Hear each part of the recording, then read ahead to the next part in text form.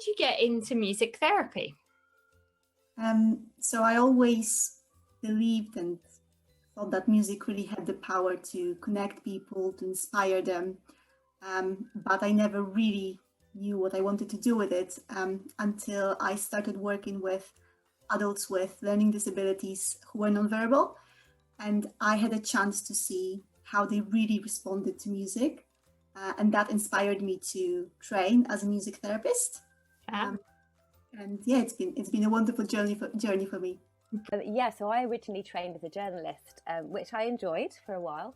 But then I had my first child, and I had always loved music and done music at school. Yeah. And after I had my son, I suddenly kind of wanted to do something that was different and to work with children. And I kind of saw how much he responded to music when he was a baby, how much it made me feel better when playing music with him and singing with him. And it kind of just led from there, really, and kind of, really encouraged me to then kind of go back to my music roots, really, and go on.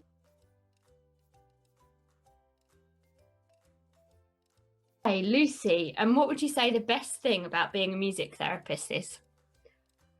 I think it's really just getting to know your clients and the children that I work with, just getting to know them really, really well, and not necessarily through words, but through music, which is interesting and inspiring, and the clients themselves who are inspiring really is one of the best things I would say about being a music therapist. And Camilla?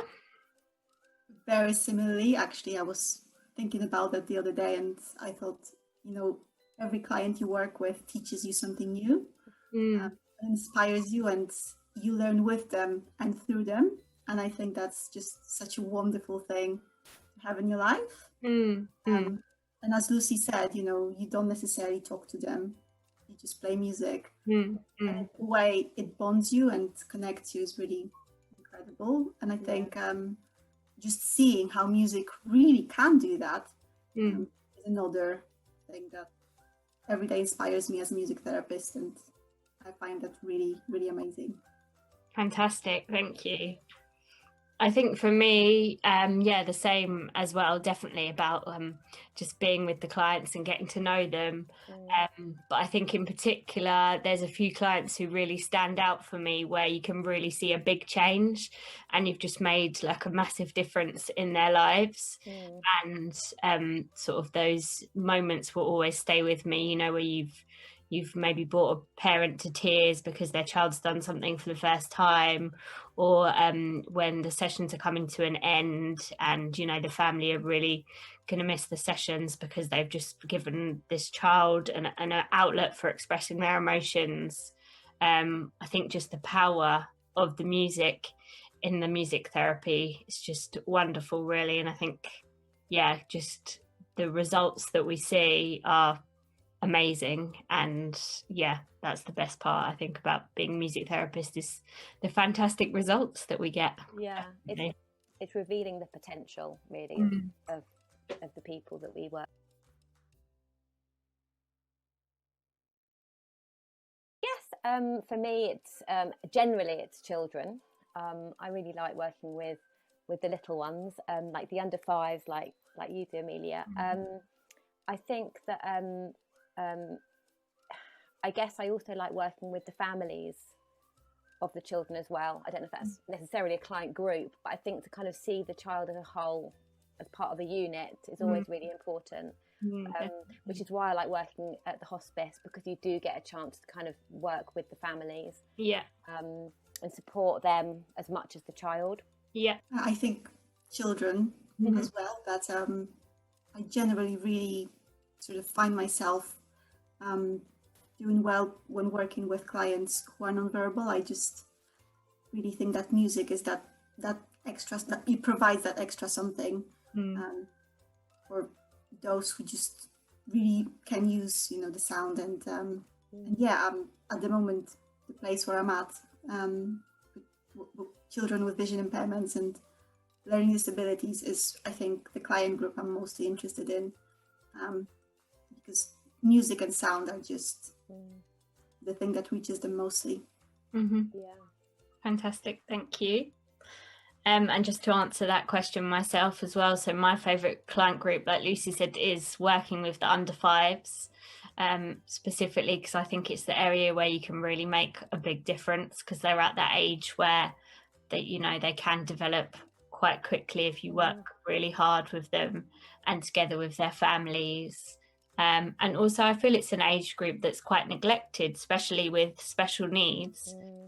Because they're not yet in school, they haven't got that support network of school or of professionals around them.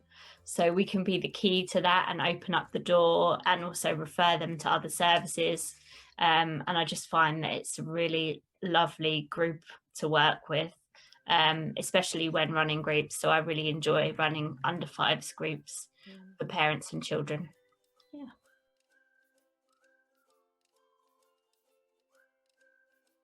Okay, lastly, this is going to be a tricky one potentially.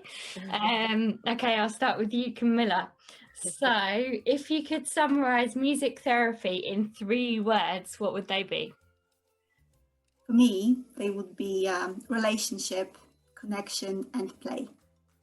Relationship, connection, and play. Lovely, brilliant. Thank you very much. Lucy?